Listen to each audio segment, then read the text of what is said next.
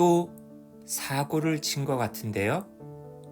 안녕하세요. 영어 강사 윤재나입니다. 오늘 치러졌었던 수능 영어 시험.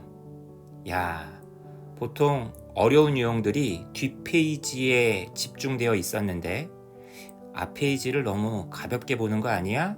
라고 해서 만든 것만 같은 유형 21번 함축 유형. 지난 9월 달에 사고 쳤었죠? 오답률이 2위 3위였잖아요. 이번 시험에도 지금 시간이 몇 시죠? 지금 저녁 7시인데요. 오답률 2위라고 73%라고 지금 떴습니다. 함축 유형. 굉장히 어려웠나 보네. 자, 그런데 이 문제와 관련해서 사실 저는 하고 싶은 얘기가 되게 많아요. 왜냐? 저희 채널에서 가장 조회수가 높은 영상이 바로 이 함축 유형과 관련된 영상이거든요. 지난번 9월 모의고사 때 제가 좀 뭐라고 해야 되나, 어그로를 끈다고 해야 되나? 평가원장님 이의를 제기합니다 하면서 그 문제의 그 완성도에 대해서 조금 제가 이제 비판을 했었던 기억이 있는데, 이번에는 평가원장님은 모르셨을 것 같아가지고 출제위원님한테 좀 서운하다는 얘기를 좀 드려야 될 것 같습니다. 자, 본격적으로 문제 보면서 한번 얘기를 나눠보도록 하겠습니다. 자, 이게 3페이지에 앞부분에 있다라고 얘기를 했어요. 자, 이 문제 관련해가지고 이제 이렇게 접근하시는 분들이 분명히 있을 거예요. 야, 이 문제가 뭐 그렇게 어렵다라고. 이거 앞부분에서 과학자들 비판하고 있잖아. 그리고 이제 일반인들, 전문가가 아닌 사람들 긍정하고 있잖아. 하지만 뒷부분, 야, 여기 안 보여 이 벗? 법부터 그럼에도 불구하고 과학자들 우리가 불신하면 안 돼 하면서 지금 글이 마무리가 되고 있잖니. 이거는 이제 과학자들을 긍정하는 쪽으로 가주면서 글이 마무리되는 거다. 이러면서 이제 그냥 답에 꽤 맞춰가지고 설명하시는 분들 굉장히 많을 거예요. 의기양양, 이렇게 쉬운 걸 왜 틀렸느냐. 근데 저는요,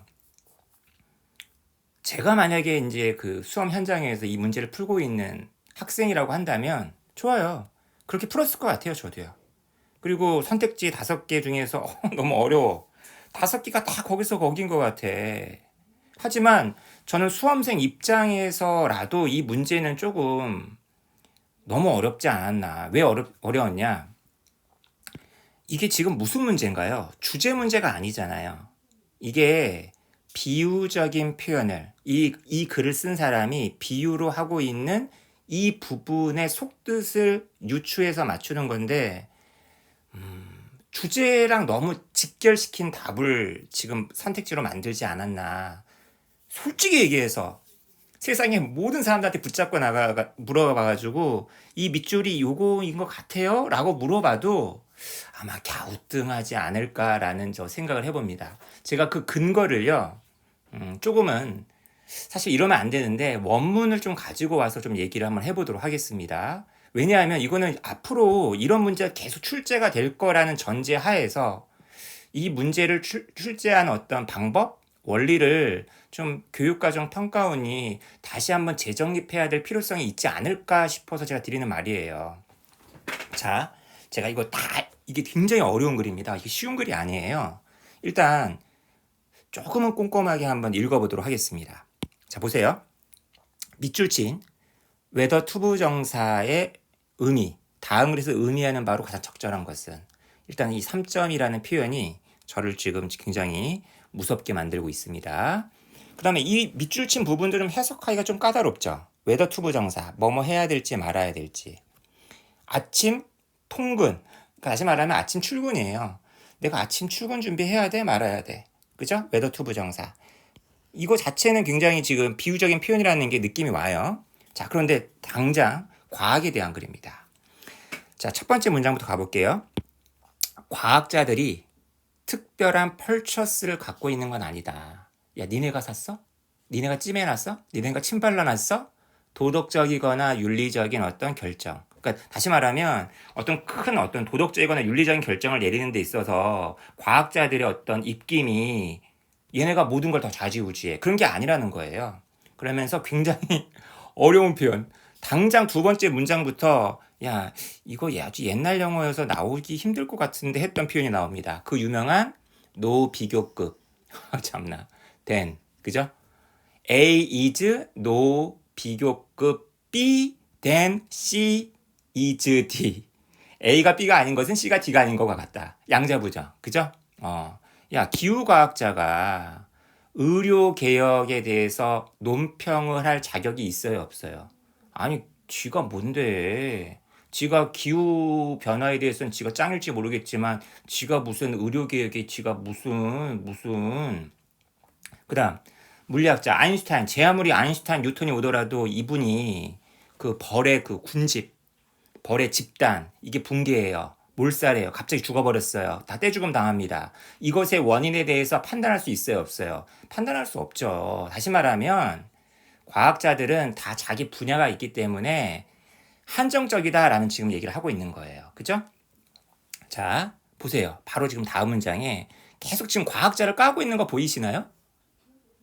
어떤 특정 전문화된 분야에서의 전문 지식, 엑스퍼타이즈 이것을 만들어낸 바로 그 특징들이 있을 거 아니야. 아인슈타인 하면 뭐 상대성 이론, 뉴턴 하면 만유인력 이런 게 있을 거 아닙니까? 이것이 많은 다른 분야에서는 무지 이것으로 이어진다는 거지. 하나만 파니까 다른 걸 알겠습니까? 자, 몇몇 경우에 있어서는 오히려 이 lay people, 다시 말하면 밑에 나와 있죠? lay person, lay. 이게 비전문가의란 뜻이에요. 농부들이라든지 어부들이라든지 환자들이라든지 아니면은 토착민들, 그쪽에 살고 있는 사람들. 이 사람들이 오히려 더 적절한, 렐러번트한 경험을 가지고 있을 수 있겠죠. 과학자들이 오히려 배울 수 있는. 그러면서 이것에 대한 예가 조금 나와 있습니다. 좀 건너뛸게요. 자, 그래서 사실 이 글은요, 우리가 과학자들을 신뢰해야 되냐 말아야 되냐에 대한 글이에요. 따라서 우리의 신뢰, 이것은 제한될 필요가 있다. 그죠? 누구에 대한 신뢰가 있어요?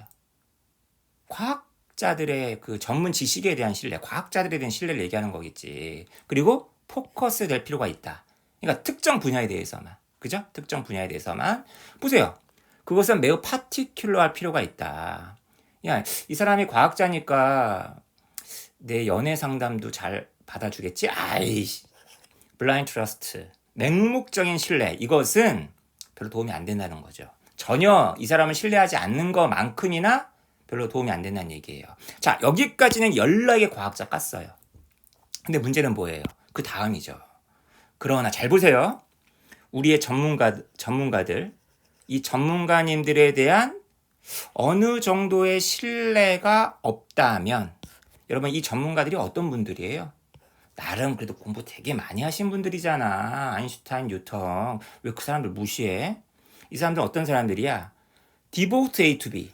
자신의 평생을 갖다가 그 우리가 살고 있는 이 자연 세계에 대해서 아주 어려웠던 질문들 있잖아요. 이것들을 sort아웃, 분류하고 정리하고 했었던 분들 아니야. 이 사람들에 대해서 어느 정도의 신뢰가 없다면 잘 보세요. 우리는 마비되고 만다. 마비되고 만다는 얘기는 무슨 말이에요? 이것도 일종의 비유죠. 삶을 영위할 수 없다는 얘기예요. 오도 가도 못한다는 얘기입니다. 사실상 같은 표현이에요. 지금 여기 패럴라이즈, 죄송합니다. 이 패럴라이즈드하고요. 이 부분이 지금 사실은 같은 표현이에요. 모른다는 거예요. 몰라. not knowing.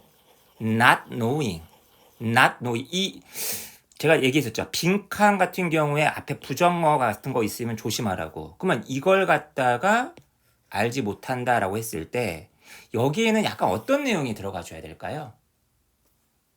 여러분, 지금 아까 과학자들하고 누구랑 비교했어요? 오히려 일상적인 어떤 문제에서는 오히려 과학자들이 배울 수 있을 만한 사람들이 누구였죠? 일반인들이었잖아요. 여기 일반인들의 어떤 그런 어떤 삶의 어떤 양식 이런 게 들어가 줘야 되겠지. 보세요. 내일 아침에 내가 출근해야 돼, 말아야 돼? 이거 준비해야 될까 말아야 될까? 이런 것들에 대해서 과학자의 전문 지식이 도움이 된다는 내용의 글이에요? 도움이 안 된다는 내용의 글이에요? 당장은 안 돼 보이지만 궁극적으로는 깊게 들어가면 영향을 미치고 있다라고 하면서 과학자에 대해서 긍정하는 내용이 글이잖아. 이게 여러분 제가 오늘 뉴스였던 것 같은데 오늘 아침에 수능 시험장 보러 들어가는데 시험 볼 때 뭐 필요하죠? 시계 필요하잖아요. 시계를 놓고 와가지고 쩔쩔매고 있는 어떤 수험생이 있었다라는 거야. 근데 여러분 그 수험생에게 무슨 시계를 빌려준 어떤 아저씨가 뭐 훈훈한 미담처럼 막 요즘 뉴스에 나오더라고요. 자, 근데 여러분 물어봅시다. 시간에 관한 물리학을 연구한 어떤 그 과학자가 있다 쳐요. 이 사람의 그 지식이 그 수험생에게는 전혀 도움이 안 되겠죠. 실질적인 실용적인 도움이 안 되겠죠. 하지만 그런 자연과학적인 시간에 대한 이해가 있으니까 시계라는 어떤 물건도 의미가 있는 거지. 우리는 당장 눈앞에 있는 그것만 봐서는 안 된다는 얘기죠. 그러니까 이 글에 지금 보세요. 근데 이렇게까지 깊게 이렇게 주제를 전반적으로 딱 생각을 해봤을 때, 여기서 얘기하는 아침 그 출근이 일상의 문제인 거고, 그리고 이제 이 글은 이런 과학자나 전문가들을 갖다가 긍정하는 글이구나. 주제를 잡아야지 이게 보인다는 거죠.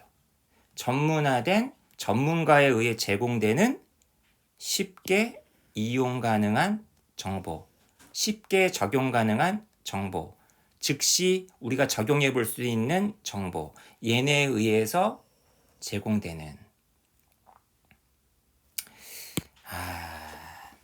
원리가 있는데 얘네들은 이 전문가들은 원리파잖아요, 원리파. 근데 이 사람들의 이제 그 원리가 우리 일상생활에 적용돼야 되는 거 아니야, 그죠? 제일 좋은 게 2번이다. 그러면 나머지 한번 볼까요? 나머지 한번 지어볼게요. 1번 비전문가에 의해서 대중화되었던. 비전문가에 의해서 대중화되었던? 역사학자도 아니야. 근데 역사에 관련된 글을 정말 기가 막히게 잘 써. 갑자기 누가 떠오르네. 자, 다시. 역사 전문가는 아닌데 그 사람에 의해서 대중화되어 왔던, 뭐야 이게? 논쟁의 여지가 있는, 의심할 만한, 문제를 제기할 만한 어떤 사실들? 이게 뭐야 이게? 그러니까 아무튼 안 좋은 거 아니야 이거는 지금. 뭐 대중화된다는 얘기도 없고 지금. 3번. 결정에 영향을 거의 미치지 않는 흔한 상식? 영향을 안 미쳐? 이거 뭐야? 이거 좀 그렇지 않나요? 이거 여기까지는 좀 맞는 것 같은데, 여기까지는 꽤 그럴듯한 것 같은데, 여기가 좀 이상하네, 뒷부분이. 그죠? 4번. 이거 괜찮다, 이거. 프랙티컬. 실용적인 정보. 나쁘지 않은데? 이러면 출근하냐 마냐, 이거 아주 실용적인 정보 아니야. 누구에 의해서 제공되는 both A and B. 전문가들과 비전문가들 모두에 의해서 만들어지는, 얘네가 들어가서 안 되는 거구나. 근데 좀 이상하다. 얘는 5번은 단번에 아니라는 걸 알 수가 있겠죠. 바이어스드, 되게 부정적이잖아요. 편견에 치우친 지식? 어떤 지역사회에 널리, 이건 말도 안 되는 거지. 그러니까 그나마 제일 좋은 거는 이제 2번이다. 그리고 여기 앞에 낫이 있으니까 이제 여기가 이제 나름 긍정적인 의미가 돼야 된다. 이게 객관식이라서 그런가? 객관식? 이거 정말 주관식으로 딱 2번 떠올리는 사람 있을까요? 저는 의아합니다. 저는 정말 문제가 조금 더 다듬어지고 정말 엄밀하게 내야 되지 않나 이런 생각을 해봐요. 자, 우리 채널에서 가장 조회수가 많았었던, 멋있죠? 아직 1000회도 안 됐어. 2개월 전에 찍었던 9월 모의평가. 평가원전 이의제기하겠습니다. 9월 부분 21번. 이 영상도 한번 잠깐 보시면 좋을 것 같고요. 자, 제가 요 얘기를 잠깐만 드리도록 하겠습니다.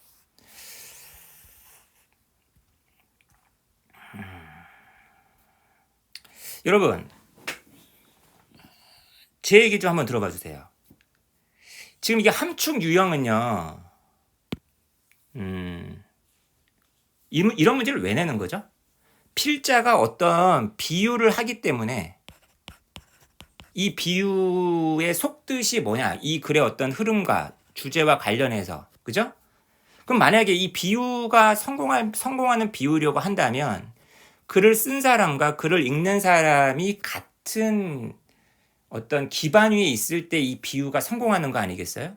그러니까 이런 문제가 가능하려면 글을 쓴 사람과 우리가 같은 집안 위에 있다라는 전제가 미리 있어야 된다는 얘기죠. 근데 만약에 여러분 같은 집안에 있지 않다라고 한다면 저 비유를 이해하는데 굉장히 어렵지 않을까요? 제 말은 비유라 하더라도 그 글 속에서 처음 시도된 비유를 가지고 문제를 내야지 그 글 바깥에 있는 비유를 갖고서 이 문제를 낸다면 그 문제는 실패한 게 아닐까라는 게 제 생각이에요. 그러면 잘못된 문제라는 거죠. 지금 잘 보세요. 이게 원래 원문이 뭐였냐면은 이런 책에서 이 글을 따온 거예요. Merchants of Doubt. 의심을 파는 사람들, 의심의 상인들. 이게 굉장히 최근에 나온 책입니다.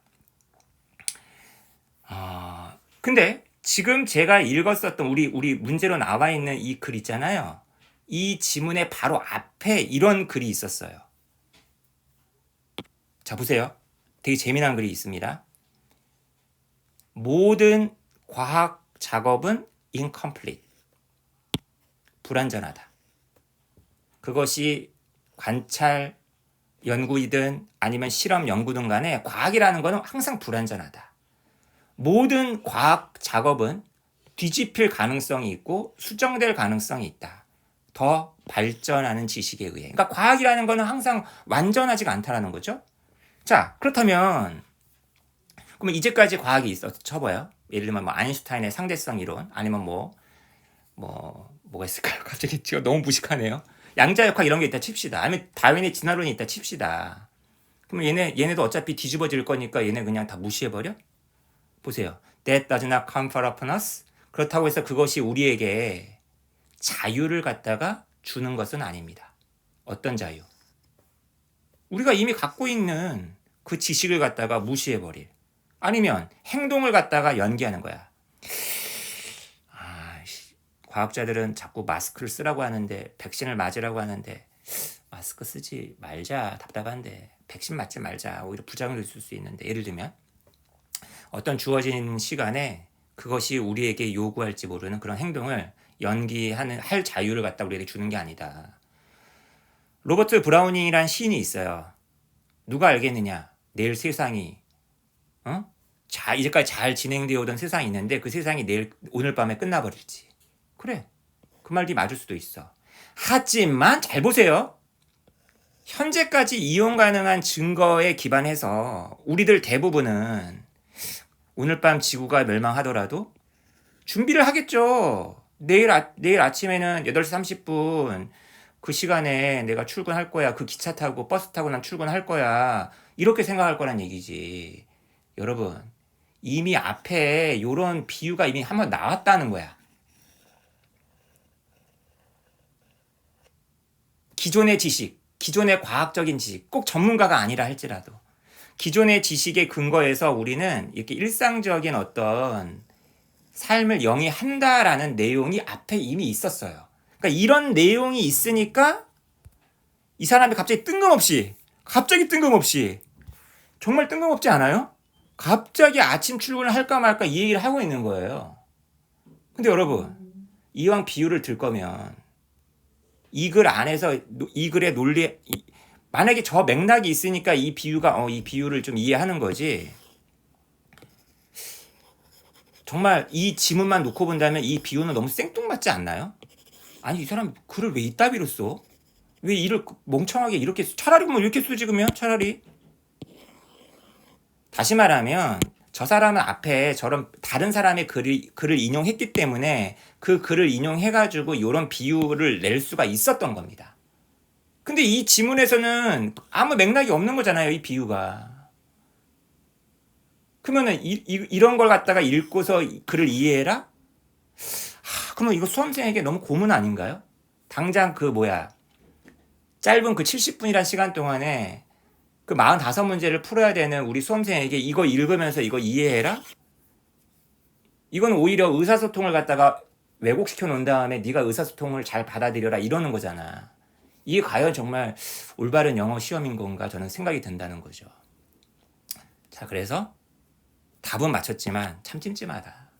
출제위원님, 많이 서운합니다. 엄청 많이 서운하고요. 앞으로 그 교육과정평가위원 교수님들이 문제를 내실 것 같은데 이런 문제는 조금 지양이 되지 않을까. 비율을 들더라도 최대한 텍스트 안에서 그 필자가 만들어 놓은 비율을 갖고서 우리 독자, 예를 들면 우리 문제를 푸는 친구들이 풀 수 있게끔 그런 문제를 만들어 주시기를 다시 한번 당부드리겠습니다.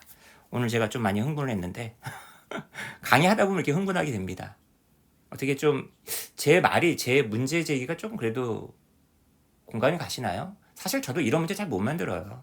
못 만드니까 이렇게 감내나라 배내나라 하는 겁니다. 하지만 이왕이면 저도 이제 아이들 가르치는 입장에서 어떤 문제가 좋은 문제이고 어떤 문제가 나쁜 문제인지를 같이 애들과 많이 논의하거든요.